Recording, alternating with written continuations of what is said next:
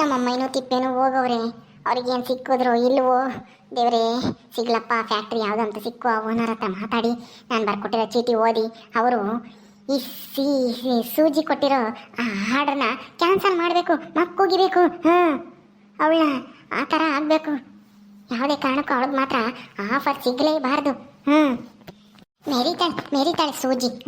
ಉಪ್ಪಿನಕಾಯಿ ಹಾಡು ಸಿಕ್ಕೈತಿ ಅಂತ ಏನು ಮೆರಿದಾಡ್ತಾ ಇದ್ದಾಳಂತೆ. ಊರು ತುಂಬ ಡಂಗೂರ ಸಾರ್ತಾಳಂತೆ. ನನಗೆ ಅದು ಸಿಕ್ಕೈತಿ ಇದು ಸಿಕ್ಕೈತಿ ಅಂತಾನೆ. ಈಗ ಉಪ್ಪಿನಕಾಯಿ ಮಾಡೋಕ್ಕೆ ಸೀತಿನ ಬೇರೆ ಕರ್ಕೊಂಡು ಹೋಗ್ತಾಳಂತೆ. ಇಬ್ಬರು ಸೇರ್ಕೊಂಡು ಮಾಡಿ ಹೆಸರು ತಗೋಬೇಕು, ಬಹುಮಾನ ತಗೋಬೇಕು, ದುಡ್ಡು ಜಾಸ್ತಿ ಮಾಡಬೇಕು ಅಂತಾನೆ. ಯಾವುದೇ ಕಾರಣಕ್ಕೂ ಆಗಲ್ಲ. ಅವ್ರ ಕನಸಾಗೇ ಇರುತ್ತೆ. ಅವನು ಯಾವನ ದರಿದ್ರದಾನು ಇಲ್ಲಿಗಾನ ಹುಡಿಕೆ ಬಂದು ಇವ್ರಿಗೆ ಆರ್ಡರ್ ಕೊಟ್ಟವನಲ್ಲ. ತಿಂಗಳಿಗೆ ಅಷ್ಟು 10,000 ರೂಪಾಯಿ ಆರ್ಡರ್ ಕೊಟ್ಟವನಂತಲ್ಲ. ಅವನಿಗೇನು ಒಂದಿಷ್ಟು ಏನೋ ಇದಾಗಲ್ವೇನಪ್ಪ, ಹಳ್ಳಿಗೆ ಬರಕ್ಕೆ ಅಲ್ಲೇ ಎಲ್ಲಾದ್ರೂ ಮಾಡ್ಕೋಬೋದಾಯ್ತು. ಚಿಕ್ಕಮ್ಮರೇ ಏನೇ? ಏನೂ ಇಲ್ಲ. ಅದು ಅಮ್ಮೋರು ಮತ್ತೆ ನನ್ನ ಗಂಡನು ಎಲ್ಗೋ ಹೋದ್ರಲ್ಲ, ಎಲ್ಲಿಗೆ ಹೋಗಿದ್ದು? ನಿನಗೆ ಯಾಕೆ ಇವಾಗ ಅದೆಲ್ಲನ? ಎಲ್ಗೋ ಹೋಗಿದ್ದಾರೆ, ಬರ್ತಾರೆ. ಸುಮ್ಮನೆ ಹೋಗು, ನಿನ್ನ ಕೆಲಸ ನೀನು ನೋಡ್ಕೊಂಡು ಮಾಡೋ ಹೋಗಿ. ಸುಮ್ಮನೆ ಬಂದ್ಬಿಟ್ಲಿ. ನನಗಾಗಿದೆ ಇವಳಬ್ಳು. ಹೋಗಿ ಸುಮ್ಮನೆ. ಅಲ್ಲ, ಎಲ್ಲಿಗೆ ಹೋದ್ರು ಅಂತ ಕೇಳಿದೆ ಅಷ್ಟೇನೆ. ನನ್ನ ಗಂಡನು ಕರ್ಕೊಂಡು ಹೋದ್ರಲ್ಲ, ಎಲ್ಲಿಗೆ ಹೋದ್ರು ಅಂತ ಕೇಳಿದೆ. ನಿನ್ ಗಂಡನ್ ಕರ್ಕೊಂಡು ಹೋದ್ರೆ ಏನು ಅಲ್ಲೇ ಉಳ್ಕಮಲ್ಲ, ಬರ್ತಾರೆ. ಹೋಗು ಸುಮ್ಮನೆ. ನಿನ್ ಗಂಡ ಆಗತ್ಕು ಮೊದ್ಲು ಆ ತಿಪ್ಪೆ ಈ ಮನೆ ಕೆಲಸದವನು. ಸುಮ್ಮನೆ ಹೋಗು. ನಮ್ಮಪ್ಪ ಅಮ್ಮನೇ ನಿಮ್ಮಿಬ್ರು ಮದುವೆ ಮಾಡ್ತಿದ್ದು. ಓಹೋ, ಏನಂಗೆ ಗಂಡ ಅಂತ ಹೇಳಿ ಕೇಳಕ್ ಬಂದ್ಬಿಟ್ಲು ಇಲ್ಲಿ. ಎಲ್ಲಿಗೆ ಏನು ಎತ್ತ ಅಂತಾನೆ. ಹೋಗು ಸುಮ್ಮನೆ. ಆಯ್ತು ಬಿಡಿ ಚಿಕ್ಕಮ್ಮರೇ, ನೀವು ಯಾಕೆ ಅಷ್ಟೊಂದು ಸಿಟ್ಟು ಮಾಡ್ಕೊಂತೀರಾ? ಏನೋ ಕೇಳಿದಕ್ಕೆ ಎಲ್ಗೋದ್ರು ಅಂತಾನ. ಆಯ್ತು ಬಿಡಿ, ಹೋಗ್ತೀನಿ, ಏನು ಹೇಳಬೇಡಿ. ಮತ್ತೆ ಹೋಗು, ಯಾಕೆ ಕೇಳಕ್ ಬಂದಿದ್ಯಾ? ಏನೋ ನನ್ನ ಗಂಡನ ಕರ್ಕೊಂಡು ಹೋಗೋಬ್ರಲ್ಲ, ಎಲ್ಲಿಗೆ ಹೋದ್ರು ಏನು ಅಂತ ಕೇಳಿದಕ್ಕೆ ನನ್ನ ಮೇಲೆ ರೇಗಾಡ್ತಾಳೆ. ಯಾವಾಗ ಈ ಮನೆ ಬಿಟ್ಟು ಗಂಡನ ಮನೆಗೆ ಹೋಗ್ತಾಳಪ್ಪ ಅನ್ಸುತ್ತೆ. ಇವಳಿದ್ದಷ್ಟು ದಿನಾನು ಒಂಥರ ಜೈಲ್ನಾಗಿದ್ದಂಗೆ ಆಗುತ್ತೆ. ಹಂಗೇನು ಯಾವುದಕ್ಕೂ ಸ್ವಾತಂತ್ರ್ಯ ಇಲ್ಲ, ಒಂದು ಗಟ್ಟಿಯಾಗಿ ಮಾತಾಡಂಗೂ ಇಲ್ಲ. ನಮ್ಮಮ್ಮ ಸಲಿಗೆ ಕೊಟ್ಟು ಎಲ್ಲನ ಹಿಂಗ್ ಮಾತಾಡಂಗ ಆಗ್ಯವಳು ಇವಳು.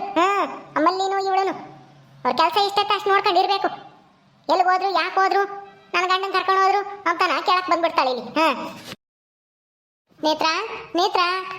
ಓ ಗೌರಿ, ಏನೇ ಯಾವಾಗ ಬಂದೆ ಊರಿಗೆ? ಕೂಕವ. ನೆನ್ನೆ ಸಾಯಂಕಾಲನೇ ಬಂದೆ ನೇತ್ರ. ಚೆನ್ನಾಗಿದ್ಯಾ? ನಿನ್ ಮಕ್ಕಳು ಚೆನ್ನಾಗಿದ್ದಾರಾ? ಚೆನ್ನಾಗಿದ್ದಾರೆ. ಕುಕ್ಕಳೆ ಗೌರಿ, ಕುಕ್ಕ.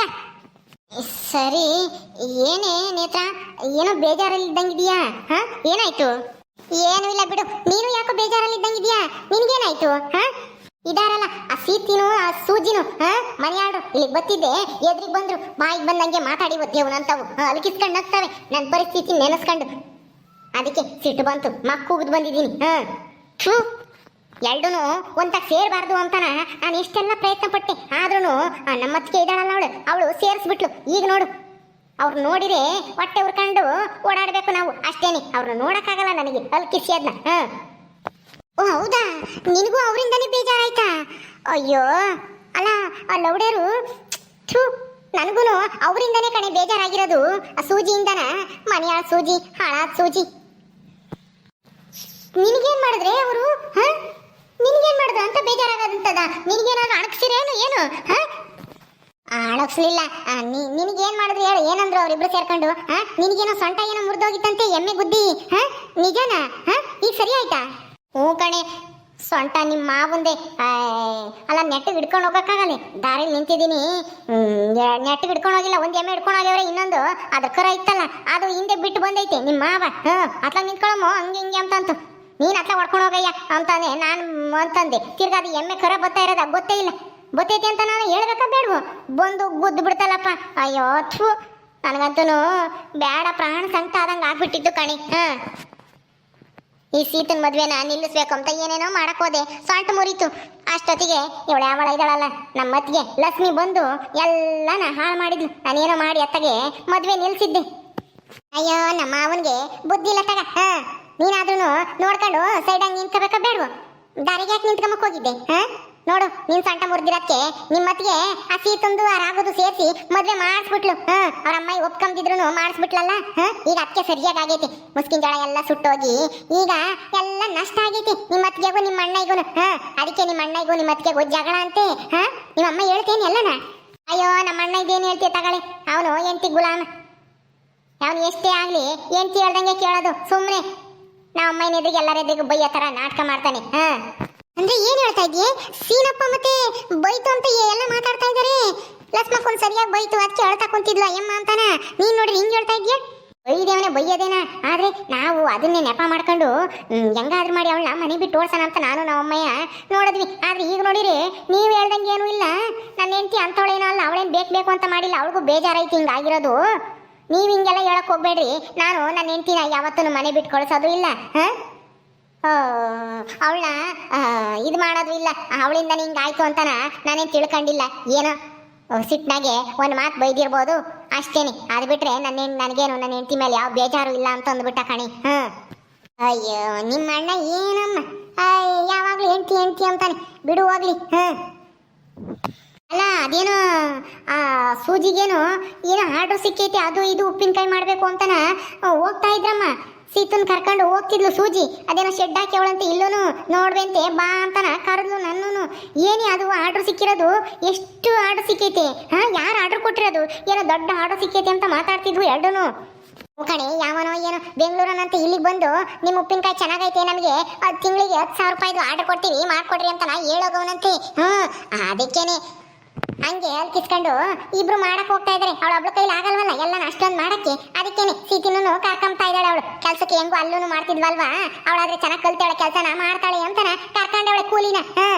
ಅಯ್ಯೋ ಅಯ್ಯೋ ಅಯ್ಯೋ, ಅದೇನಾದ್ರೂ ಅವ್ರಿಗೇನಾದ್ರೂ ಇಷ್ಟ ಆದ್ರೆ ಇವಳು ಮಾಡೋ ಉಪ್ಪಿನಕಾಯಿ ಅವಳು ಹಿಡಿಯಕ್ಕಾಗಲ್ಲ ಕಣಿ.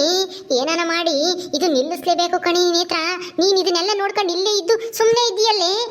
ನನ್ನ ತೊಳಗಿದ್ರೆ ಆರ್ಡರ್ ಕೊಟ್ಟವನ್ನ ಏನಾದ್ರೂ ಮಾಡಿ ಕಂಡಿಡ್ದು ಅವನು ಆರ್ಡರ್ನ ಕೊಡಬಾರ್ದು ಸೂಜಿಗೆ, ಹಂಗ ಮಾಡ್ತಿದ್ದೆ. ನೀನಾಗದಕ್ಕೆ ಸುಮ್ಮನೆ ಇದ್ದೀಯಮ್ಮ. ನಾನು ಸುಮ್ಮನೆ ಆಗಿಲ್ಲ. ಈಗ ನಮ್ಮಮ್ಮನ್ನ ಕಳಿಸಿದ್ದೀನಿ ಅದೇ ಬೆಂಗಳೂರಿಗೆ ತಿಪ್ಪೆ ಜೊತೆ ಮಾಡಿ. ಹೆಂಗಾದ್ರೂ ಮಾಡಿ ಆ ಫ್ಯಾಕ್ಟ್ರಿ ಎಲ್ಲೈತಿ ಅಂತ ತಿಳ್ಕೊಂಡು ಹೋಗಿ ಹೇಳ್ಬರ್ರಿ, ಈ ಆರ್ಡರ್ನ ಕೊಡಬೇಡ್ರಿ ಅಂತ ಹೇಳ್ಬರ್ರಿ ಅಂತ ಚೀಟಿಗೆಲ್ಲ ಬರೆದು ಕಳಿಸಿದ್ದೀನಿ. ಆ ಚೀಟಿ ಓದಿದ ತಕ್ಷಣ ಅವರು ಅಲ್ಲೇನೆ ಸೂಜಿಗೆ ಮಕ್ಕುಗ್ದು ಬರೋದೇ ಇಲ್ಲ ಈ ಕಡೆಗೆ. ನಿಮ್ಮ ಆರ್ಡರ್ ಬೇಡ, ನಿಮ್ಮ ಇದು ಬೇಡ ಅಂತ ಸುಮ್ಮನೆ ಆಗ್ತಾರೆ. ಹಂಗೆ ಬಾತ್ ಕಳಿಸಿದ್ದೀನಿ ಚೀಟಿನ. ನಮ್ಮ ಅಮ್ಮಗೆ ಹೇಳಕ್ ಗೊತ್ತಾಗಲ್ಲ ಅಂತ ನಾನೇನೆ ಎಲ್ಲ ಅಡ್ರೆಸ್ಸು ಎಲ್ಲನ ಬರೆದು ಕೊಟ್ಟು ಕಳಿಸಿದ್ದೀನಿ. ಹೋಗವ್ರಿ ಎದ್ದೇಸ್ಕೆನೆ ಹೋದ್ರು, 6 ಗಂಟೆ ಬಸ್ಸಿಗೆ ಹೋದ್ರು. ಹೌದಾ? ಹಂಗಾದ್ರೆ ಈಗ ಅಲ್ಲಿ ಕಿಸ್ಕೊಂಡು ಹೋಗ್ಯವ್ರೆ. ಸೀತಾನು ಸೂಜಿನ ಉಪ್ಪಿನಕಾಯಿ ಮಾಡ್ತಾರೆ. ಉಪ್ಪಿನಕಾಯಿ ಮಾಡಿ ಹಂಗೆ ಇಟ್ಕೋಬೇಕು. ಅವ್ರೇನಾದ್ರೂ ಉಪ್ಪಿನಕಾಯಿ ನಿಮ್ದು ಬೇಡ ನಮಗೆ ಅಂತಾನ ಹೇಳ್ಬಿಟ್ರೆ ಅವ್ರಿಗೆ ಲಾಸ್ ಆಗೋದಂತ ಗ್ಯಾರಂಟಿ ಅನ್ನೋ ಸೂಜಿಗೆ. ಅಲ್ವೇ? ಒಳ್ಳೆ ಉಪಾಯನೇ ಮಾಡಿದೆ ತಗ. ನಿಮ್ಮ ಅಮ್ಮಯ್ಯ ಯಾವಾಗ ಬರ್ತಾರೆ? ತಿಪ್ಪೇನು ಕಳಿಸಿದ್ಯೇನು ಜೊತೆಗೆ? ಕಳಿಸಿದ್ದೀನಿ. ಯಾರ ತಾವು ಹೇಳಕ್ ಹೋಗ್ಬೇಡ, ಹಿಂಗೆ ಹೋಗ್ಯವ್ರೆ ಅಂತಾನ. ನಾನು ಯಾರಿಗೂ ಹೇಳಿಲ್ಲ. ಗುಲಾಬಿನೂ ಈಗಿನ ಕೇಳಿದ್ಲು, ಎಲ್ಗೋದ ನನ್ನ ಗಂಡ ಅಮ್ಮವ್ರ ಜೊತೆಗೆ ಅಂತಾನ. ನಿನ್ಗೆ ಯಾಕೆ ಅಂತ ಹೇಳಿ ಬೈದು ಕಳಿಸಿದ್ದೀನಿ. ಅದಕ್ಕೆ ಜೋರಾಗಿ ಮಾತಾಡಬೇಡ, ಕೇಳಿಸ್ಕೊಂಡಾಳು. ಹೊರಕ್ಕೆ ಹೋದ್ಲು ಯಾಕನ ಬಂದ್ಗಿಂದಾಳು ಅಂತ. ಹೌದಾ? ಸರಿ ಸರಿ ಆಯ್ತು ಬಿಡು, ಒಳ್ಳೆ ಕೆಲಸ ಮಾಡಿದ್ಯಾ. ಒಟ್ಟಿನಲ್ಲಿ ಆ ಸೂಜಿ ಮಾತ್ರ ಆರ್ಡರ್ ಸಿಗಬಾರ್ದು ಅಷ್ಟೇನೆ. ಬಂದಾಗ ಗೊತ್ತಾಗುತ್ತೆ ಇರು, ಅವ್ರು ಸಿಕ್ಕುದ್ರಾ ಇಲ್ವಾ ಏನಂದ್ರು ಅಂತನ ಗೊತ್ತಾಗುತ್ತೆ. ನೀನು ಬರೋದೊಂದು ಸ್ವಲ್ಪ ತಡವಾಗ್ಬೋದು. ರಾತ್ರಿ 9 ಗಂಟೆ ಬಸ್ಸಿಗೆ ಬರ್ಬೋದು ಅನ್ಸುತ್ತೆ. ಅವ್ರ ಹತ್ರ ಮಾತಾಡ್ಕೊಂಡು ಅಲ್ಲಿ ಬಸ್ ಹಿಡ್ಕೊಂಡು ಬರೋ ಅಷ್ಟೊತ್ತಿಗೆ ಟೈಮ್ ಆಗುತ್ತೆ. ನಿಧಾನಕ್ಕೆ ಬರ್ರಿ ಅಂತಾನ ಹೇಳಿ ಕಳಿಸಿದ್ದೀನಿ. ಚಿಕ್ಕಮ್ಮೋರೆ ಚಿಕ್ಕಮ್ಮೋರೆ, ತಿಪ್ಪೆ ಬಂದೇ ಬಿಟ್ಟ. ಇಷ್ಟು ಜಲ್ದ್ ಬರ್ತಾನೆ ಅಂತ ಅನ್ಕೊಂಡಿರ್ಲಿಲ್ಲ. ಏನು ತಿಪ್ಪೆ ಜಲ್ದ್ ಬಂದ್ಬಿಟ್ಟಿದ್ದೀರಾ? ಓದ್ ಕೆಲಸ ಎಲ್ಲ ಆಯ್ತಾ? ಹೇಳೋ ತಿಪ್ಪೆ, ಎಲ್ಲಿ ಅಮ್ಮಯ್ಯ? ಎಲ್ಲಿ ಹೊರಗೈತಾ? ಇನ್ನೆಲ್ಲಿ ಅಮ್ಮೋರು ಕಳೆದೋಗ್ಬಿಟ್ರು. ಬೆಳಗ್ಗೆ ಹೋದಾಗ ಅಲ್ಲಿ ಇಳಿತಿದ್ದಂಗೆ ರೋಡ್ ತಡ ಅಂತ ಹೋದ್ವಿ. ಅಮ್ಮೋರು ಮುಂದಾಗೆ ಹೋದ್ರು. ನಾನು ನಿಧಾನಕ್ಕೆ ಹೋಗೋಣ ಅಂತ ಹೋಗ್ತಿದ್ದೆ. ಆದರೆ ಮುಂದಾಗ ಹೋದ್ರು ಅಮ್ಮೋರು. ಅದು ಎಲ್ಲಿಗೆ ಹೋದ್ರು ಅಂತಲೂ ಗೊತ್ತೇ ಆಗಲಿಲ್ಲ. ನಾನು ಎದ್ದಾಗಿಂದ ಹುಡುಕಿ ಸಾಕಾಗಿ ಕೊನೆಗೆ ಬಸ್ ಹತ್ಕೊಂಡು ಅದೇ ಬಂದೆ ವಾಪಸ್ಸು. ಅಮ್ಮೋರು ತಪ್ಪಿಸ್ಕೊಂಡವ್ರೆ ಕಣಿ ಚಿಕ್ಕಮ್ಮೋರೆ. ನಾನು ಅಲ್ಲಿ ಯಾರ್ಯಾರನೋ ಕೇಳಿದೆ, ಯಾರು ನನಗೇನು ಸಹಾಯ ಮಾಡಲಿಲ್ಲ, ಏನೂ ಹೇಳಲಿಲ್ಲ. ನನಗೆ ಯಾಕೋ ಭಯವಾದಂಗಾತು. ಅದಕ್ಕೆ ನಮ್ಮೂರಿನ ಬಸ್ ಹತ್ಕೊಂಡು ಅದೇ ವಾಪಸ್ ಬಂದೆ ಚಿಕ್ಕಮ್ಮೋರೆ. ಅಮ್ಮೋರು ಎಲ್ಗೋದ್ರೋ ಏನೋ ಗೊತ್ತೇ ಇಲ್ಲ.